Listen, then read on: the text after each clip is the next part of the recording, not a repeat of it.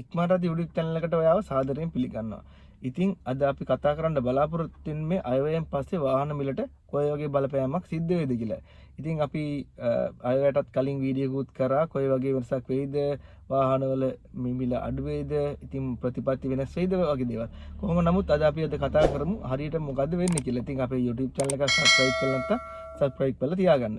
ඉතින් ඉස්සෙල්ලම කතාව තමයි මේ අනුර කුමාර දිසානායක මහත්මයාගේ මේ ප්‍රතිපත්තියේ කොයි වගේද වාහන ගෙන්වීම සම්බන්ධව දරන මතය කියලා. ඉතින් එතුමා අයවැයේදී කිව්වා මේමයි වාහන ලංකාවට ගේන එක නවත්තන්නේ නැහැ කියලා. ඉතින් ඔයාලා හොඳට බැලුවා නම් ඔයාලට බලා ගන්න පුළුවන්.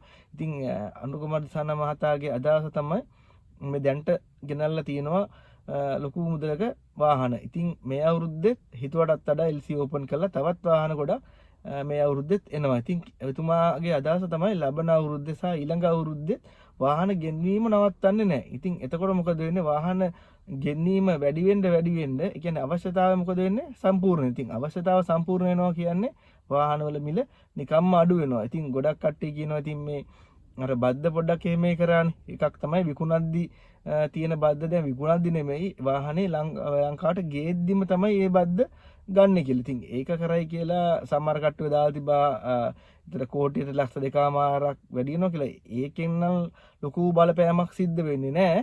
නමුත් මේ වාහන දිගටම ගෙන්නනවා කියන්නේ මේ ලංකාවේ තියෙන පරණ වාහන අලුත් වාහන සියල්ලටම මේ ඉෆෙක්ට් එක වෙනවා. ඉතින් එතකොට මොකද වෙන්නේ? දැන් අපි ඕන භාණ්ඩයක් ගන්න හැමතැනම තියෙනවා නම් ඒ දේ එතකොට මොකද වෙන්නේ? මිල අඩු වෙනවා. ඉතින් ලූණු වට්ටක්ක කියන්නකො ඉතින් වට්ටක්ක තියෙන කාලට වට්ටක්ක හැමතැනම තියෙනවා. ඉතින් වට්ටක් වල මිල බහිනවා.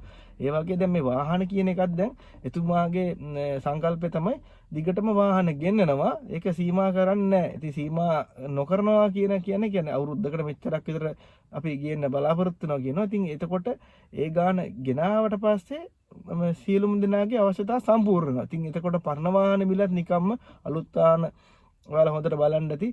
දැන් රේස් එකකෙම තියෙනවනේ Toyota. ඉතින් ඒ රේස් එකේම ලොකු ගණන් වලට තමයි තිබ්බේ. ඉතින් ඒවා ඔක්කොම අඩු වුණා. වෙසල් ඒවා ඔක්කොම මොකද අඩු වුණා. ඇයි මේ වාහන ගෙන්නන්න ගත්තට තිබ්බා. ඒවා ගෙන්නුවේ කෝටි 2කට ආසන්න මුදලකට තමයි මේ වාහනේ මේ පාරිභෝගිකයට ගන්න තියෙන්නේ. නමුත් යට තියෙන වාහන සෙට් එකම අඩු වුණා. ඉතින් ඔයාලට කවුරු මොනවා කිව්වත් ඉදිරියේදී වෙන දේ තමයි මේ වාහන මිල ඉදිරියේදී බෑගෙන යනවා. ඇත්තටම ඉතින් කොල්ලෙකුට යකඩේ හීන තියෙනවා. ඉතින් හැමෝම මාසෙ අලුත් වාහනයක් අරන් පදින්න නැත්තම් අඩුම තරමේ පාවිච්චි කරපු වාහනයක් හරි පදින්න. ඉතින් ඔක වාහනයක් තිබ්බ කෙනෙකුට ලොකුවට බලපාන්නේ නැහැ. ඉතින් එයාට අප්ඩේට් එකක් කරනවා තියෙන වාහනේ විකුණලා ඊට වඩා අවුරුද්ද වැඩි ඒ වගේ වාහනයක් ගන්න පුළුවන්. ඉතින් ඊළඟ දේ තමයි අපි කතා කරොත් ඊට පස්සේ දැන් කියලා තියෙනවා මේ වාහනවල ලීසින් රේට් එක. ඉතින් වාහනවල ලීසින් රේට් එකක් කියලා තියෙනවා අලුත් වාහනවලට දැන් 50%යි දෙන්නේ කියලා.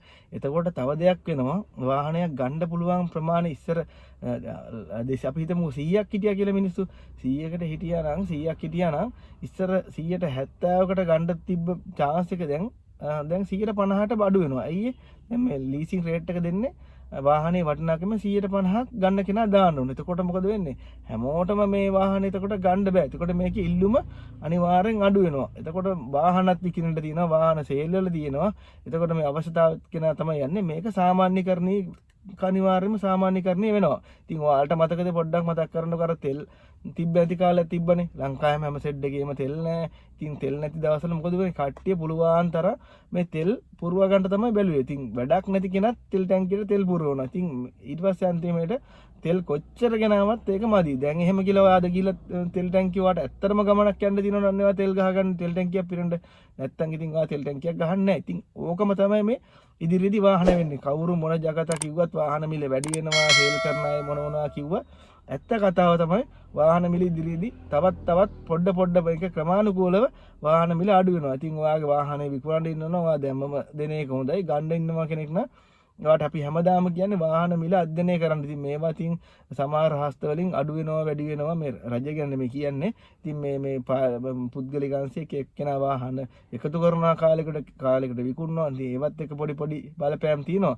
සාමාන්‍ය නොවැම්බර් දෙසැම්බර් මාසවල අනිවාර්යෙන් වාහනවල මිල ටිකක් බහිනවා. ඉතින් ආපහු ජනවාරි පෙබරවාරිදී පොඩ්ඩක් විතර නගිනවා. නමුත් සමස්තයක් ලෙස අනිවාර්යෙන් වාහන මිල අඩු වෙනවා. ඉතින් මේ වගේ වීඩියෝ එකක් වාට බලා ගන්න අපේ YouTube channel එක subscribe කරලා තියන්න. ඉතින් වාහනයක් ගන්න ඉන්න යාළුවට වාහනේ විකුණන්න ඉන්න යාළුවට අනිවාර්යෙන් මේ වීඩියෝ එක share කරන්න. ඉතින් අපිටත් පොඩි support එකක් දෙන්න. සුබ දවසක්.